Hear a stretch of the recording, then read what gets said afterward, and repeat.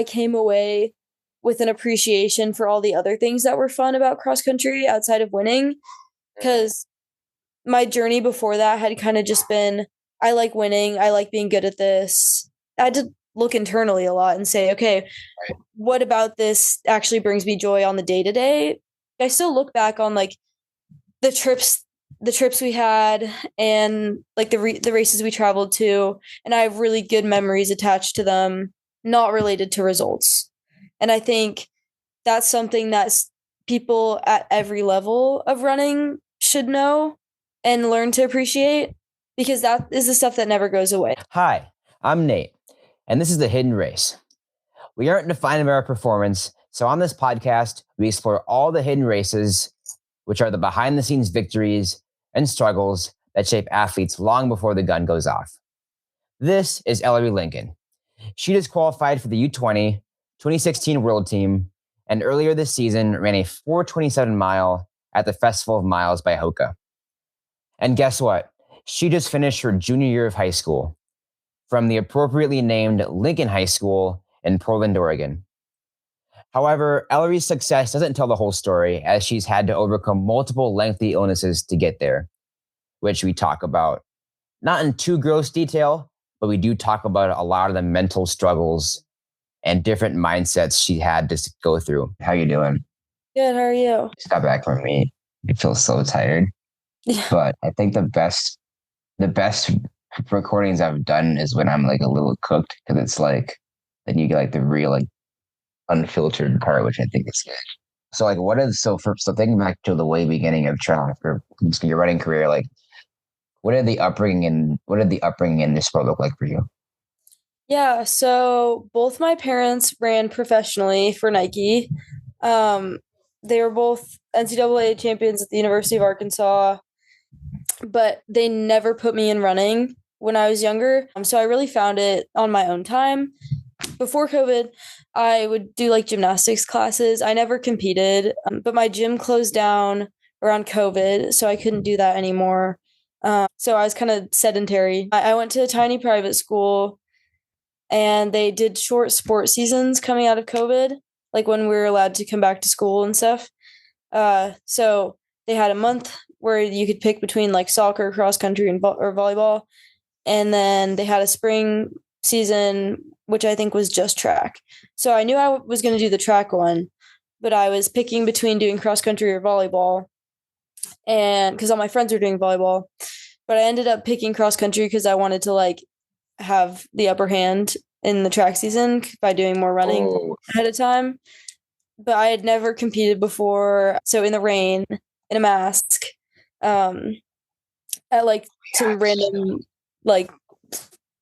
random school in the area.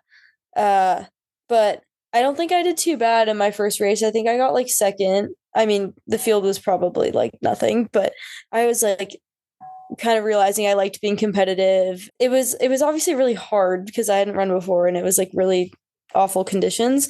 But something about it, I kept at it. And in the track season, in 8th grade, I decided to switch to public school for high school because I wanted to run at the largest division in Oregon, because I was starting to realize that it was something I was pretty good at. And I'm sure you saw, like, I guess their accomplishments and what they've actually accomplished in the sport. Did you take that into account when you started running as a 6th grader, or were you just like, oh, cool, grass, paint, I like it, let's do this? I think I'm somebody, this is probably one of my flaws, is that I don't like doing things that I'm not good at first. Not to say that I'm like opposed to trying new things, but I really like doing things that I'm good at. So I think I was kind of addicted to like that, oh, I'm kind of good at this, and like wanting to see where it goes. I mean, I think I knew I had decent genetics for it, not to pat myself on the back, but I think I knew that like maybe it could be something that I could take pretty far. It's interesting because like when I talk to people that have gotten nationals super young in their career, it's like I tend to think that like they have this crazy amount of pressure on them because they're super young and it's like overwhelming for them. But like based off of what I've heard with you and your interviews and just other people who have, I've talked to, it's like y'all don't seem to feel pressure early in your career. And you kind of have that, like, you know, that just, I want to try this out and see where it takes me mindset. Is that kind of accurate to like when you ran that sub five? I mean, thinking back, I had the worst race anxiety ever, but it was never related to pressure about like I have to win this race. I was always just so scared of how it was gonna hurt. Like I was just Interesting. terrified of like Yeah. pain. But then I would do it and I'd be so happy afterwards. And I think that's something I've learned a lot over like each year I keep running is like you're fine. It's okay. Like it's never that bad. But um yeah, so I never felt pressure around like I have to win this, I have to do this. I think I wanted to, but I any anxiety I had was around pain. Interesting. That's actually really interesting. So I feel like at that point in your career, you're super young. So it's like pain is like something that it's like, you can actually relate because I did my first ever cold plunge today. And I was thinking like, this sucks. This is going to be terrible. But now that I've done it, I'm like, if I feel like I can do it better because I did it before. Do you think that, going through the pains cave over and over again really helped you? Was that thing that caused you to be more pain tolerant and more resilient when it came to that? Yeah, I mean, I would say middle school, I had no idea where my limits were, and I don't even think I was like scratching the surface of it. I would get so nervous about how bad it was going to hurt, and then it would not be bad at all. And I would Okay. just Yeah. constantly psych myself out. But I think getting into high school, that's something I learned was how to push closer to my limits. Like, I think I had big breakthroughs in high school around like actually getting closer to my limit in terms of like the pain I can tolerate. Yeah, that makes sense. So when you got into high school after running sub five, how did your team coming in support you with that like talent? Like I don't really feel like I'm above anybody on my team. I You feel like should. that's one thing that Yeah, was super clear when I got there was like we're not going to treat Ellery any differently from anybody else, which is great, and I don't think it should be any other way besides I that. Like agree. we're all just running cross country, like there's no difference like no matter what your mile time is.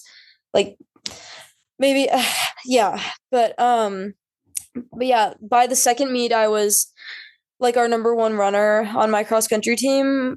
And that was kind of new for me. Like I was one of the only underclassmen on varsity. So it was a pretty like, I feel like I'm a baby, but I'm like also having to like lead The like big a, kid things.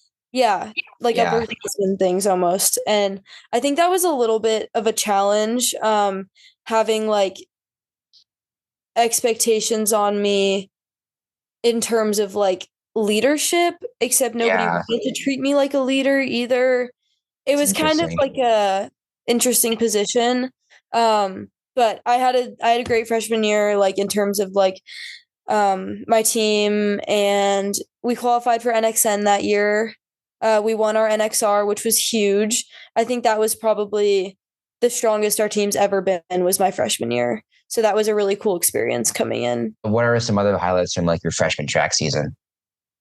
That was a really cool season. I think I was still running without expectation and just like seeing where things took me and like putting myself out there. I think one standout for me, probably my first big breakthrough of that track season was Oregon Relays. My anchor leg on the DMR. We were matched up against Cuthbertson, which is like a really, really good team from it's on the East Coast. I want to say they're from like I'd have to look it up, but they're from the East Coast. And they came over and I was matched up against a girl that had run 4:35, but I didn't know she'd run 4:35. And I got the stick just a little bit back of her. So I went and I took the lead and I like sprinted in front of her Funny. because I just was like going for it and like the relay adrenaline totally just took over. I mean, she took the lead back, but then I just hung on for as long as I possibly could and fell apart a little bit down the home stretch and we got second, but I ran like a 10-second PR in the mile. I think I ran 4:43 for 1600 on that leg. Wow. I was like, oh my gosh, like that was crazy. I just stuck my nose in it and ran with zero fear and maybe took the lead when I shouldn't have. But I think me last year could have learned a lot from me my freshman year, in terms of just like being brave, you know. I feel like with you, it's like you don't want to be in the mindset of, oh, I'm too scared to, feel pain. Because I feel like in that race, like you almost are forced to just go for it. Yeah. You didn't have time to like say, oh, what if this hurts? It's like, no, this is gonna hurt. I probably knew she was really fast and faster than I probably knew she was faster than me. Yeah. But I think it was just that mindset that like I really wanted going into high school of just I'm running for something bigger than myself. I was running for three other people who were Right. counting on That me. too. Yeah. Um, so yeah, I think it was just that type of thing. And their freshman year, what happened? Um, so yeah, I had a great freshman season. Like I won my first state title. I Yeah. ran 440 at Hoka. That was like a huge moment for me. But So at that point, what did you feel like, you know, what was possible for you? Were you like, oh, I'm feeling great. I'm on top of the world. Like, what can I do? Like, what yeah, was I like was the general feeling before whatever happened? national title was on my mind. Like going into Brooks, I could maybe win a national title in the mile as a freshman. I was really excited. Um, but to address the elephant, that did not happen because I got whooping cough. But yeah, so I think I got it from my teammate at the state meet, and it takes about 2 weeks to kind of kick in. And that was right around Hoka. So I think Hoka was kind of just the last anything I had in me. I didn't feel quite like myself in that race. So even now, looking back, I'm like, what if? Because I just didn't feel like I had that like power in my legs. Just felt pretty like empty, but I still ran Yeah. 450. So I was like, dang. But Oh, that's yeah. With the yeah. early stages of whooping cough. But literally the next day after Hoka, I could barely get through my 6 mile run. Um, yeah, it hit me like a train after that, like the constant coughing, and I had to get on antibiotics. Um, I went up to Brooks PR and I had a horrible race. I ran like slower than I did in seventh grade.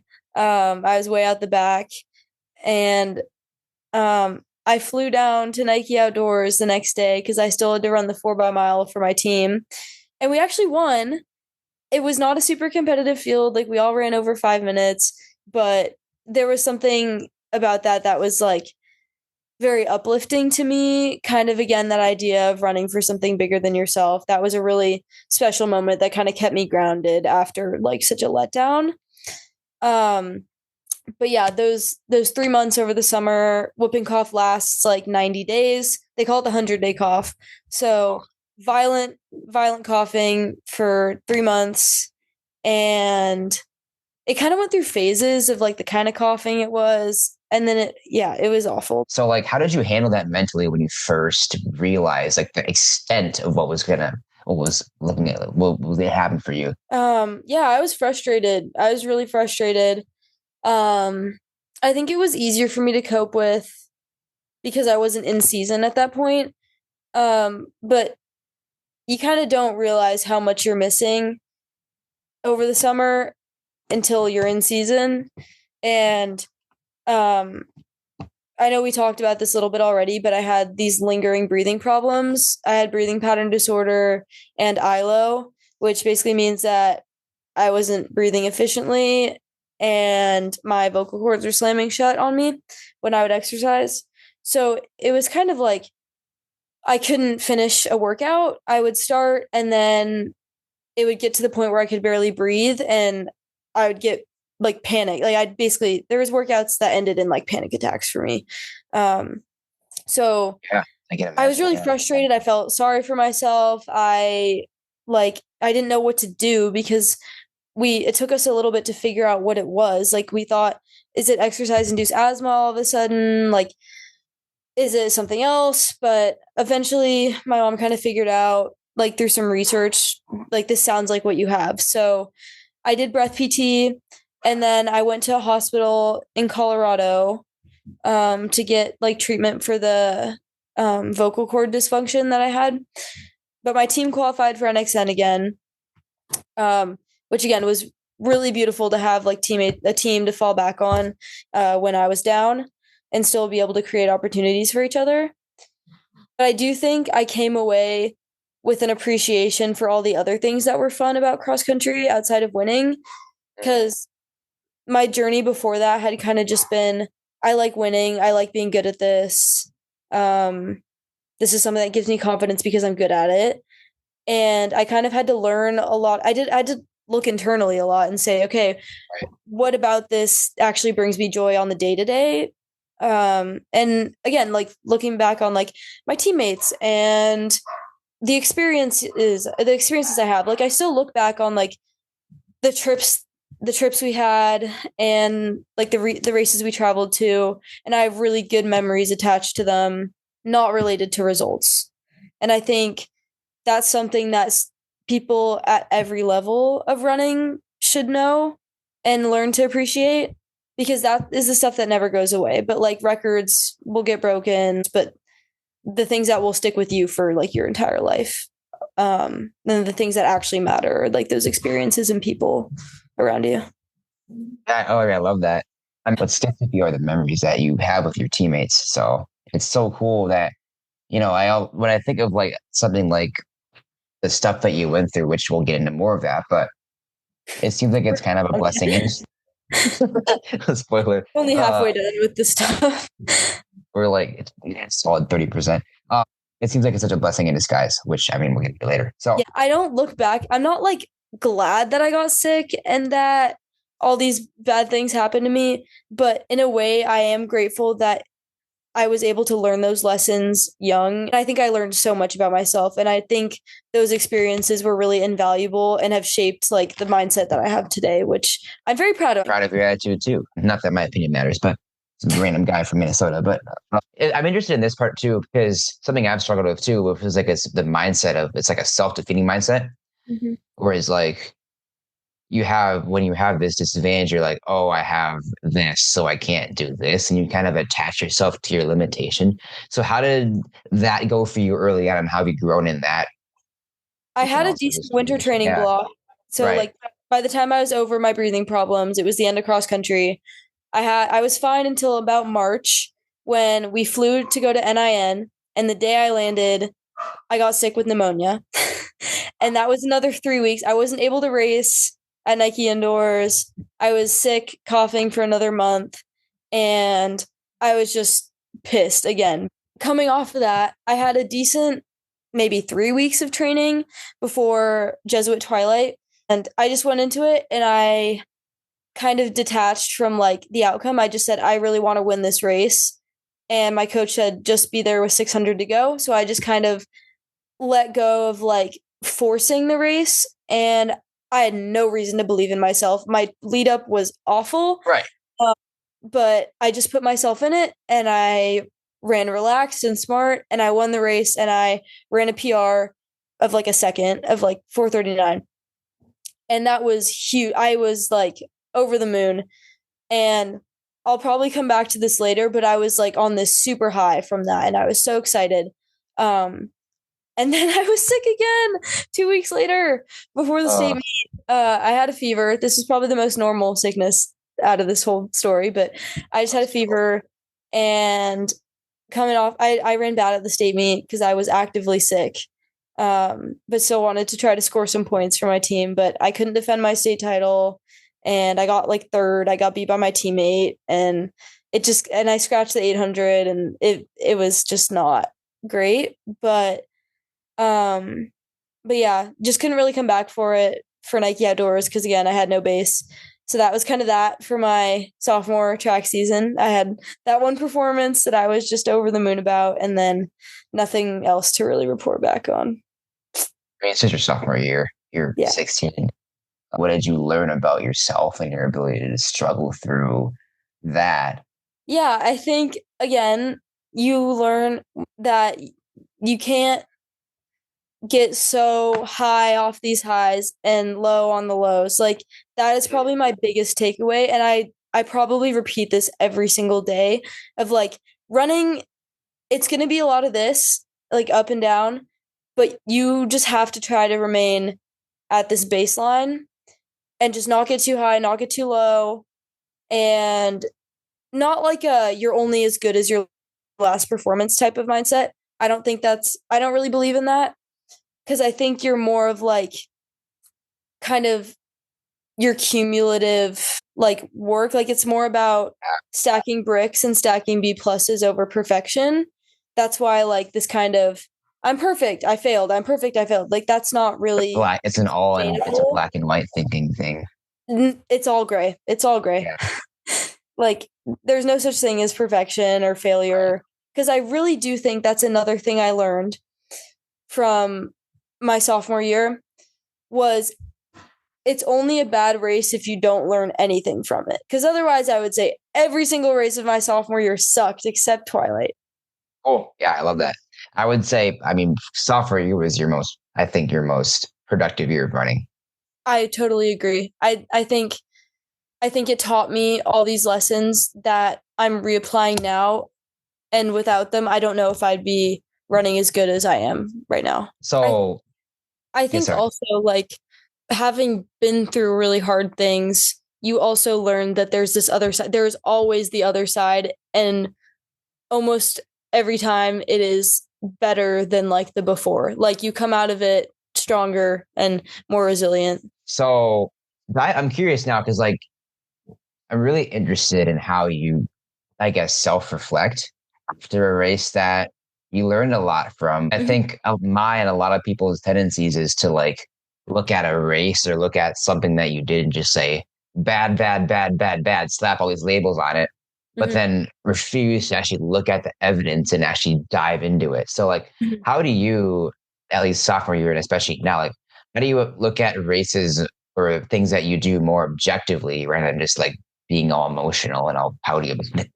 I Yeah, just, yeah, but I think you just learn the my biggest takeaways from like how I self-reflect.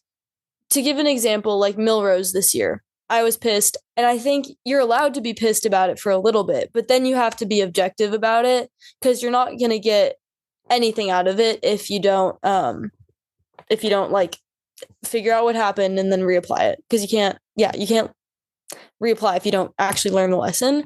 Um, so I looked at my race and I said, okay, what happened? Because I knew I was in good shape. I'd run workouts that I couldn't have run like in years prior. And I kind of looked at it and I was like, okay, I doubted myself off the line and I didn't put myself in it. So I ended up running a race that felt just as hard, but kind of in the back of the race, having to, not really making great moves, just kind of like asleep. And I looked at that and I said, okay, well, next time I'm out there, I know that I am going to be so pissed if I let that happen again. So I think every race since then, I've just told myself I'm going to put myself in it no matter what. If you fall apart, you fall apart, but at least you gave yourself a chance, you know? yeah. It's interesting because this comes back to what we were talking about at the very beginning about your fear of pain, but it Mm-hmm. looks like now you fear regret more than you Oh, fear pain. yeah. Because also, it's just coming from a place of gratitude after for so long not being able to trust my body because it would just give out on me, like my lungs or like when I was sick. Um, so just being grateful to be able to train hard, be able to run hard, and for my body to be able to do what I'm asking it to do. Because most times, as long as you're healthy, when you ask your body to do something hard, it can probably do it, even if it feels hard. So just Yeah. coming from that place of gratitude and like, I'll have more regrets knowing that I could have put more out there, you know? And that's something I've really been growing into this year is just running fearless and running with no regrets and no fear. Yeah, exactly. I think it's just a good life mentality too. Oh, for sure. You know? Like I think in life in general, like the hardest choices are the ones that will yield like the greatest results and changes like or like hard decisions feel uncomfortable, but it's so much better to look back and say I made the hard choice and I had to fight through it, but I came out so much better instead of looking back still being in the same situation saying like what if, you know? I feel like even if you do suffer because you just went for it and you gas, it's like at least at least when I failed at giving it 100%. Oh yeah. I think it's like going out hard and you blow up the last Yeah, lap, but it's exactly. not Yeah, wondering what if I put myself in it? Could I have run whatever? It's yeah, like die trying type of yeah, mentality. yeah. I think we both You have. get better. Like even Yeah, in that last lap where you're blowing up, you're running in deficit and you're actually getting better. You're actively getting better while you're doing that. That's like what you're doing in practice too. Like you just kind of got to view it all similarly. Like your races are part of your training and they're still bringing you on. Even if you're failing in a race, like you're still putting yourself in deficit and fighting through it. And you're actively getting better by doing that. and you're telling yourself, as like the cold plunge example, like you're putting yourself in this mental pain space that now that you've gone through it and you've taken the first 3 laps in the mile like at this crazy pace, now you're like, okay, I can handle that. Yeah. And next time Now you're back all I in got to that do is race situation, better tactically. Yeah, yeah. Next time you're in that situation, you're gonna be able to handle it even better. Like yeah, I ran an 800 last week and I ran 205, but I ran it the really hard way. Like I went out in 60 and I think I was 91 through the 600. So my last 200 had to have been like 33 or 34, which is a lot slower than I was running in the beginning of the race. But I'm really glad I did it that way because if I want to run even faster in the 800, I'm going to have to go out in 60 again. But next time I'm in that situation, I'm going to be able to handle it that much better because I put myself in deficit and had to try to fight through it. And I just think that's something that applies to life in general. I totally agree. Okay. Wow, that was like awesome. Okay. So I was curious about this too. When you were going through the sickness, were there any other outlets that you explored? Yeah, I think Whether it's like talking to friends, not having people to talk to a while, or like new hobbies or other stuff. yeah, I mean, it's hard because in some ways when running's not going well, you want to lean into the things that aren't conducive to running. Like in some ways I was like not focusing on my sleep as much, like maybe trying to act more like a kid that doesn't run. But ultimately those things are not gonna get you to where you want to be. It's kind of like a spiral. And I think I definitely had like kids my age around me that were not like influencing me to make the like unsexy choices, you know?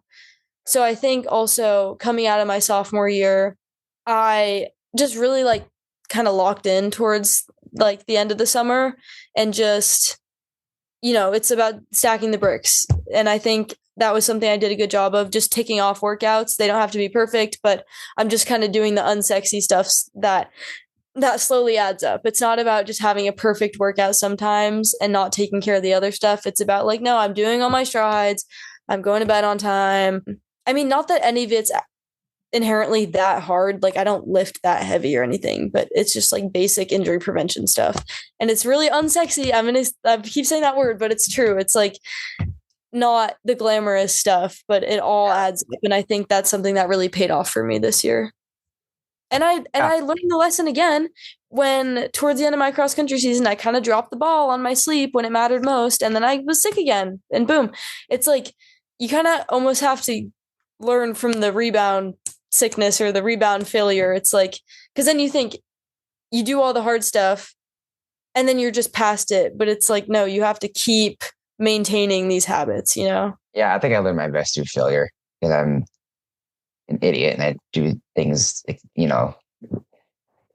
out of emotion. You need to be reminded by failure because failure Mhm. sticks out to you more than success, unfortunately, in the mind. That's one thing. My mom is very good friends with Jerry Schumacher, who is like Oregon head coach. Most Yeah, people know, but like she would be talking to him after I have like a really hard race or something, that didn't go my way. This is after I committed, like probably at the end of my cross country season, yeah, um, and he was like, at this point, I'm not worried about her because at this point, the quote unquote failures or like these hard things that she has to learn the lessons from are actually going to benefit her way more in the long run. That she's having the failures and learning the lessons now because then when I'm older and like in college and trying to run on a bigger stage and the stakes are higher, I don't have to go back and learn all that stuff because I learned it in high school my sophomore year, you know? yeah, It's all just a yeah. part of a bigger plan. That's one thing. You just have to have faith in like this greater plan that like I don't want to be all cliche and say like everything happens for a reason, but I think it's kind of true that everything is just a lesson. And that sounds really corny, but you kind of just have to be like toxically positive about everything. Like I bet my teammates and people I talk to get annoyed with me because I'm always like, if they're going through something, I am kind of encouraging them to not feel sorry for themselves and just like reframe it. I think reframing is huge. I mean, I'm that person too, and I'm probably getting on people's nerves too, because it's like I think the end result of everything is good because life grows you, and it's like I'll be like, this what you're going through sucks right now, and I know it's like because I'm in college and the people that I work with in high school, so I'm really trying to like implore them this idea of perspective. Yes. Because I've gone through that. I've gone through like high school and like you said, like reframing it. Like, yes, this is your whole life right now, and I get that it's your whole life because it's all you've seen. There's this whole other. And for me, I get to be told by like people that are in like the professional media industry. Like, I'm trying to tell myself this too. I'm trying not to do too much of my own stuff too soon too. So it's like my thing, but I'm trying to really. It's like a cycle, but it's like I'm trying to really implore other people like.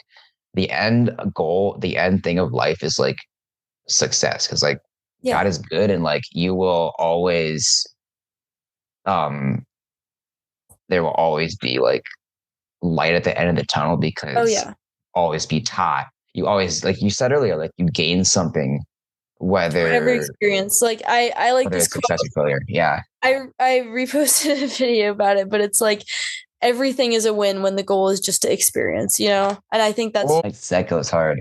Yeah.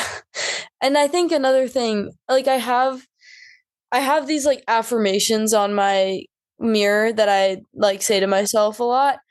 It was all decided long ago, which is kind of like reminding this like faith in this greater plan, that like everything's predetermined. Like all of this is happening for a reason.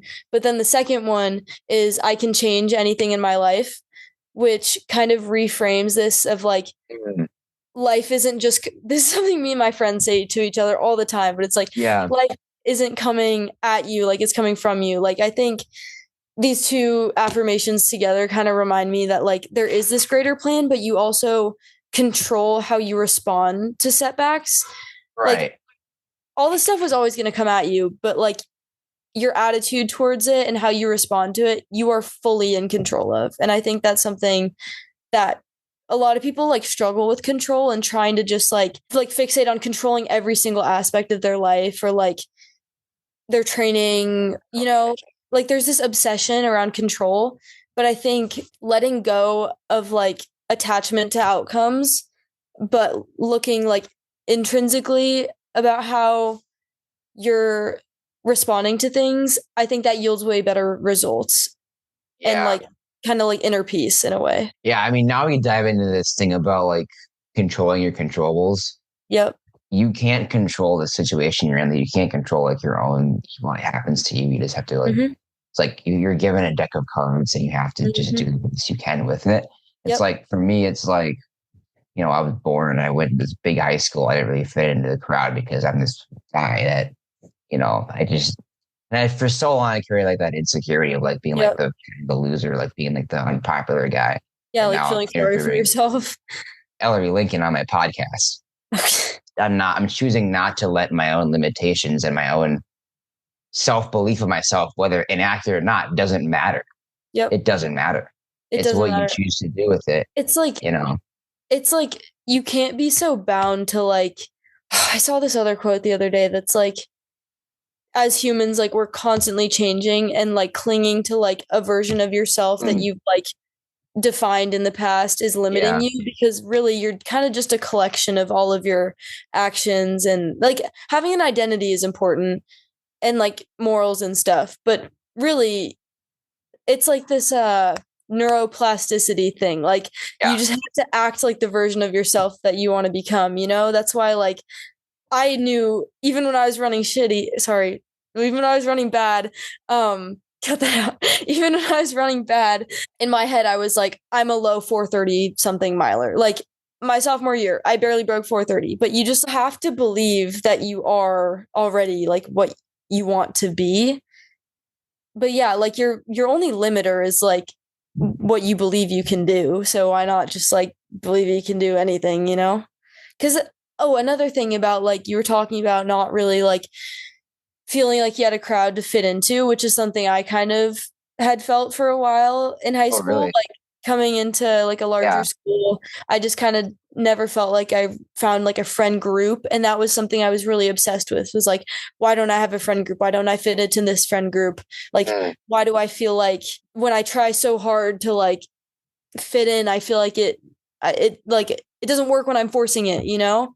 But when Yeah. you kind of just let go and focus, put your energy into yourself and the things that help What you are grow. controllables? And Yeah. yeah, they're like focus, like pouring your energy into yourself, really. Like you kind of have more of this like energy you're putting back into the world too. So then you're kind of more authentically yourself and more people see that and then the right people are drawn to you. And like Yeah. still now I wouldn't say I have like one concrete friend group, but I have multiple like close friends that really understand me and that's a huge win right there. And I think you'll find like-minded people when you try to figure your own mind out, you know? Wow. You will find like-minded people when you figure your own mind out. It's wow. I one of the things like too, it's like with looking at controllables and like evidence, I call it, is like you can, because first it was for me, it was like I was like telling lies to myself about like, oh, I'm a loser, blah, blah, blah. Then I would grow to like look at evidence. I'd be like, okay, this is not true. This is not true. But then I also realized that you also can't like you can't look at the evidence too much and use it to Mm-hmm. limit yourself, which is another thing that I figured out is like, Mm-hmm. I wrote that recently. It's like, you can't use static evidence to relate to a dynamic self that Yes, grows, you that's know? absolutely true. It's like that same thing of like being attached to like a something that you pre-decided. Yeah. Like you can change all that evidence if you just decide that you want to shift the narrative. Like you just Yeah. create new evidence for a new outcome, you know? But I totally agree. Like it was like I would look at my training data and say, wow, there's not a lot here. Like, again, going to Twilight, no reason to believe in myself, but just kind of letting go and just running free, that yielded great results. But again, for the long term, you want to like stack these bricks and say, I'm actually ready to do something really big that I've never done before because I've stacked all these bricks. I just think there's a really happy medium to everything, you know? Yeah. Totally. Like again, nothing's black and white. Everything's just gray. Like everything's somewhere in the middle is how I see it. It's like, wow. And I started what are you, making some 16, 17 when you learn that? It's like some people don't realize that ever before they die. I mean, I just think there was kind of this point this year, kind of like in March, where I kind of just woke up and I was like, who am I? You know, I don't know. That sounds really corny, but Oh, I it's feel like I legit. had a lot of like self realization. Not that I wouldn't necessarily say I have a super strong like identity that I'm married to, but I do feel very like self-aware of like I don't know. Yeah. Another thing that I heard the other day was this can kind of relate to the sickness or like going through hard things is like kind of your feelings or emotions or the things that you're going through are like the weather, but you're like the whole sky. You're kind of just an observer of your thoughts and your experiences, and you can kind of decide what to make of it. But you can't get caught up on like one rain cloud over one section, you know, Yeah. like the whole sky. Like you're just overseeing all of this, you know? The other analogy I came up with is like when you're going through like a period of like anxiety, it's like you're like, let's say you're prepping for Jesuit, right? On Friday. Like this week, you kind of fly in a plane, right? And the thoughts that you get, they're turbulence. Now they Mhm. seem like it's going to crash the plane. But if actually scientifically, turbulence can't crash a plane. Exactly. You know, they're just little thoughts that come in and then it stops and Mhm. you keep flying and there's more turbulence and then, you know, you Yeah. land The in plane's not going to PR. But crash. yeah, but you can like there's this turbulence, but who has control over the plane? You have control. Exactly. Like you are so in control of your own thought. Like you really are just an observer of your thoughts. You can reframe stuff. Like it's just a matter of like being able to have that greater perspective and reframe your thoughts because you are fully in control of your attitude, your thoughts, and inherently your outcomes because of that. So when you went through these successive setbacks of having sickness, how did each setback become easier with the mentality that you've grown with now? I honestly don't think I had all of these large realizations until I looked back on it all. Because in the moment, I'm like, okay, whooping cough happened. This sucks. Breathing problems happen. This sucks even more. Pneumonia happens. I'm so done with this. And then to cap it all off, like ending my track season, like not how I wanted. It just felt like 5 huge slaps in the face that like increasingly got more painful. But again, I think when I got pneumonia, I was like, well, at least it's not whooping cough. And when I got the fever, I was like, well, at least it's not pneumonia. You just, Yeah. in a way, I kind of had more perspective of like being grateful for what, like, understanding that my problems could be smaller in comparison to my own past problems or somebody else's like other problems. Like, at least I've never had an injury, knock on wood. Like, my body had been healthy through all that outside of the sickness.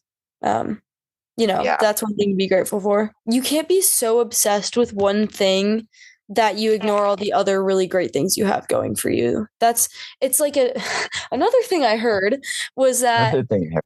like the amount of good you see in the world is just dictated on if you're looking for it. Like if you have this negative outlook, you're just going to see all the negative things.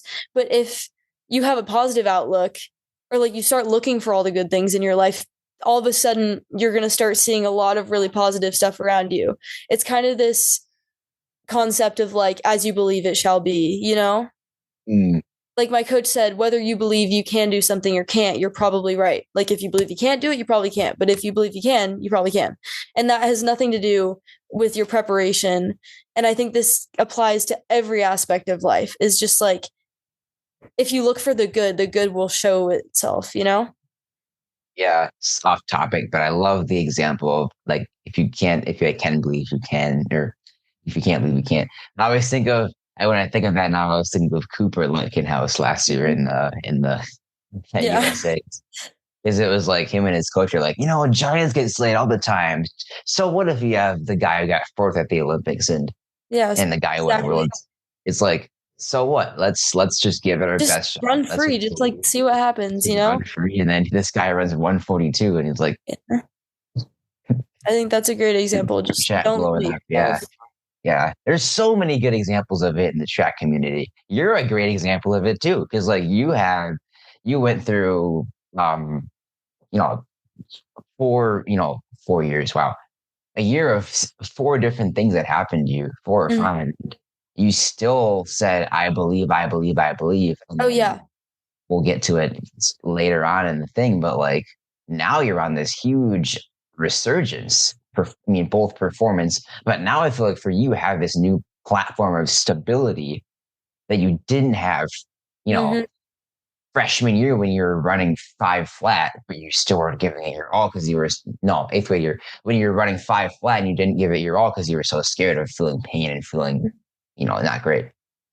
Yeah. I think it's just coming from a place of gratitude and perspective of like again, it's just about staying even, like not getting too high on the highs, too low on the lows. Yeah, exactly. Exactly. So, okay. So what has happened after you went through all that? Yeah, I mean, I had the best cross country season I've had probably ever. Again, I had to learn the lesson at the end. Like I had to keep up the healthy habits. You can't just like rest on your laurels. Is that how the phrase is? I think so. Um, yeah, so kind of learned that the hard way. Got back to it, and I'm really proud of how I ran at Nike Indoors.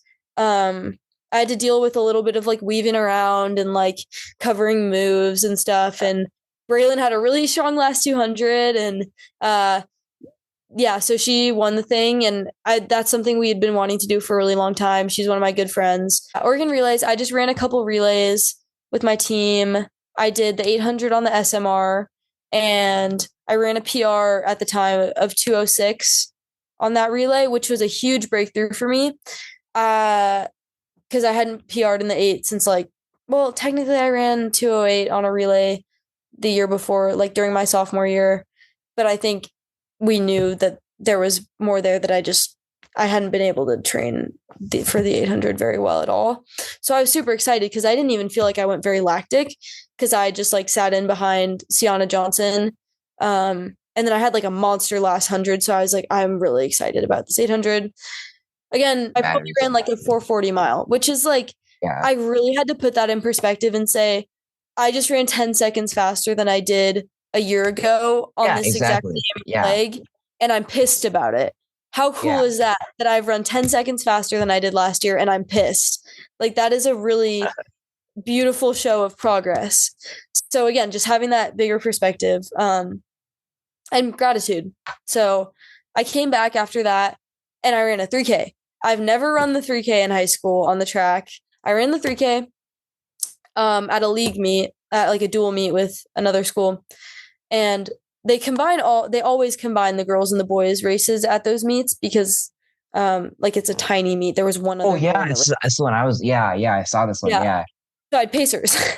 They got a tough guy to pace me for 3K. And the two other guys around me are my training partners. So it was kind of like I was in a race with these guys that I train with, but I've never got to race with them before. So that was really fun. It was like, I look over and like Henry's on my shoulder and I'm like, it feels just like practice because it's just Henry. I don't know. It's Henry. Yeah, it's Henry. But yeah, it was really fun. And I think it felt low pressure. And just, I was kind of out there just seeing what I could do, you know?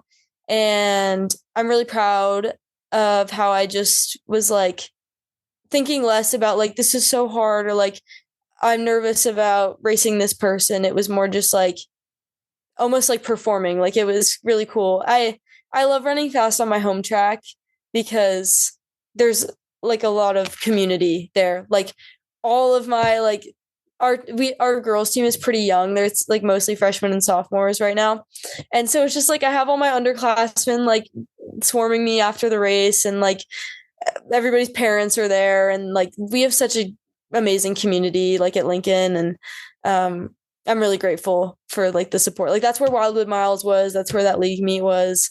But yeah, it's just really special. So one of the meets that I was really looking at because Wildwood, and that's just such an interesting concept because to my knowledge, it's you guys run it yourself. I was on a committee to help make some decisions, but I think it was just a little last minute this year to like fully make that happen. But they did form a committee of girls and we made decisions around like, we're going to have these kinds of stations set up. Like we came up with the idea for the blue jean 4x4. I made the playlist. Oh, that's a big one. Yeah. Yeah. I was pretty proud of that one. I got a lot of Is there a Spotify? There is a Spotify link. I can send it to you if you want. I was trying to be intentional by kind of it's mostly like there's a lot of female artists and like I don't judge. It's supposed to be from like no, this is on purpose. Dog days are over. That's what I think about when I think of that kind of meme. This is great. This is awesome. Yeah, it was really fun. Cool. Lots of uplifting songs. I feel like. Yeah. Like a positive vibe you want to kind of, do it. And it's like you joke about like the music and it's just a playlist, but it actually has a huge impact on like the event itself. I agree. I really think there's like music is really a cool concept. Community builder too, because it's universal. Or like one thing my mom was saying to me, because she was like, I'm really glad you're like connecting a lot with music recently, because like these are the years of your life where you're going to form all the nostalgia around like the kind of music you're listening to. Like it's like scientifically, like these are like your adolescence is like when you form all these like. Yeah, not that I wouldn't associate, but yeah. So, okay, leadership, just like being a leader. Now that you're a junior, what does that look like for you? And like, what do you try to do when you become, lead in your team and in your life? I think I had a lot of intentions for this cross country season because we have a big class of freshman girls and I'm so glad we do. And I love them all so much. but yeah, it's like I think they're really lucky in a way to have a big group of girls their age that they're going to go through their whole 4 years with. I think I was really intentional about trying to create opportunities for us to bond. Like preseason, like I drove like a bunch of people to the mall, and that was like a whole thing.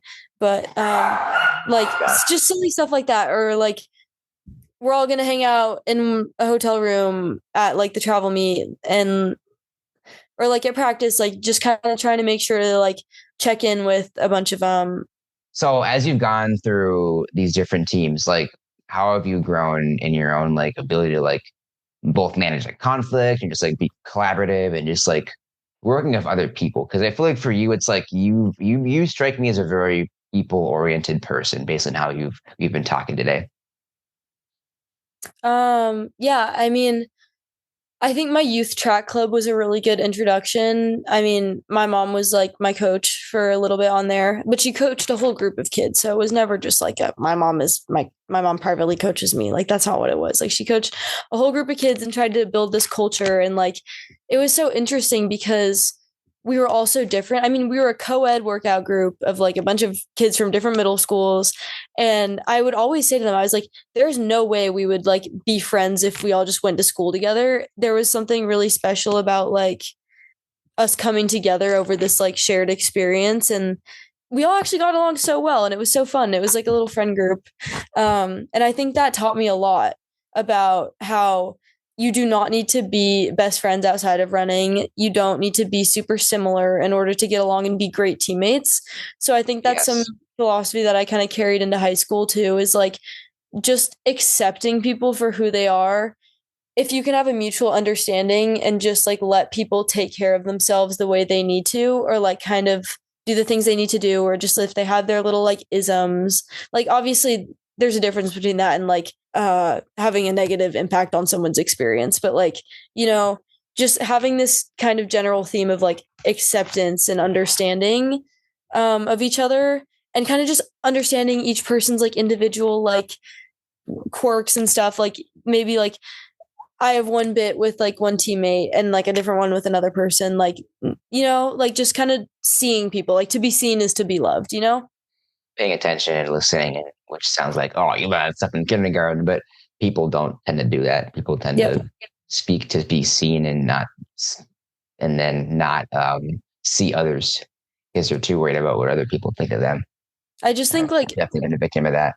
I just think listening and understanding people is like a really big form of love. Like people really just want to be understood and seen. Yeah.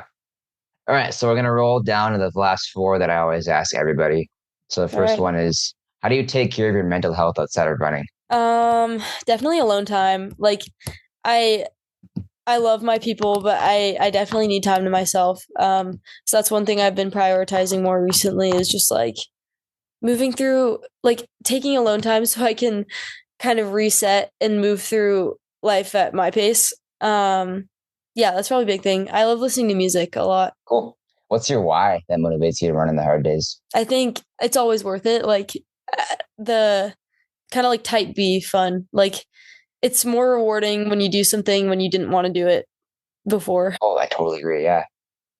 What advice would you like to give to runners that just start out in the sport? I think just what I've been repeating the whole time, like don't take the highs too high and the lows too low, and just kind of have faith in this greater plan, and just stay even keeled.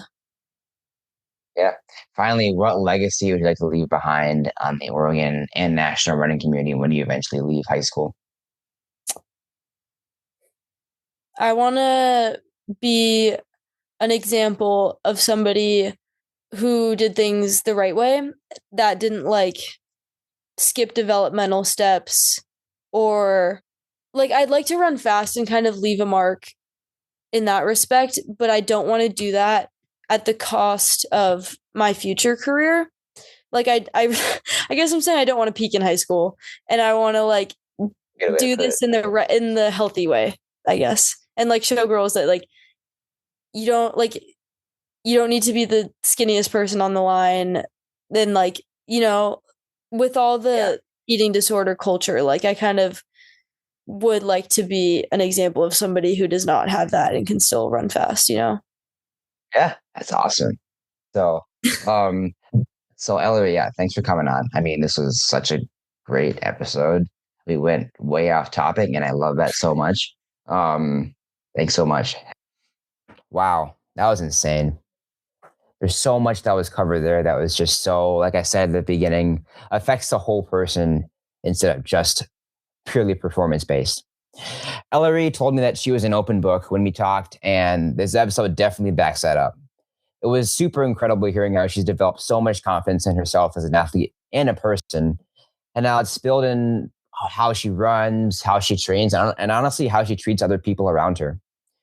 It really shows how both the act of running and going through struggle really develops the whole person in ways that honestly not a lot of things can do. Ellery is very wise beyond her years, definitely a lot more wise than I was at her age. And that will definitely turn college into a very meaningful experience for her at the University of Oregon. I'm Nate Unger, and this was Ellery Lincoln and her hidden race. I'm so grateful you listened to the end, and I hope you gained something today from our time together. Now, remember to now remember to lean on each other and be the best version of yourself.